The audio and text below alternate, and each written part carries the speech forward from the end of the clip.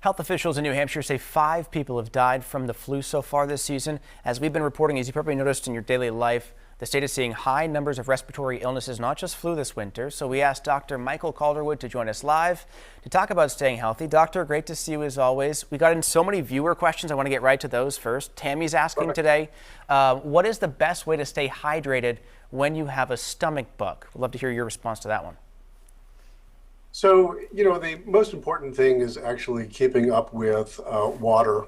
If you're having enough of diarrhea and vomiting, you may need to replace electrolytes. And so things such as Pedialyte can be very helpful, and you can get those at regular CVS and other pharmacies.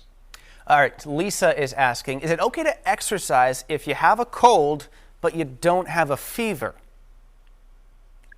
So what you want to be thinking about is how you might be putting others at risk. And so if you're talking about exercising at home, as long as you're not overdoing it, that is perfectly fine. You don't want to be going into a gym where you may be spreading infection to other people. Makes sense. Dr. Kate is curious about the new RSV vaccines and also the antibody shots that were released last season. She wants to know, did new access to these make a difference in the number of cases we're seeing or the severity of cases we're seeing so far this season? Do we know that yet? So right now this season, we are seeing about a 20% increase in RSV cases. I would actually imagine that that would have been much higher if we didn't have as many people vaccinated, although I would say that we still have a large number of people who haven't come forward to be vaccinated who are eligible. And then Maria is asking this one. She says, how can you tell if you have, say, a norovirus versus some other GI issue? Is there a way to distinguish with this?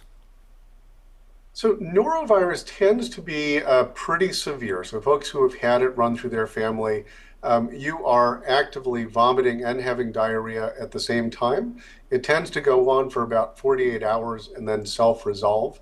So this is not your typical loose bowel movements. It is pretty violent. And many families I've spoken to in the last couple of weeks who've suffered this through the holidays, it's memorable. Yeah, not fun at all. I did want to ask you to that end, how can you tell if you're having flu versus COVID versus RSV versus the new virus we're hearing about from China as well? How do you distinguish from that? Is there ways to tell, and does it make a difference for folks?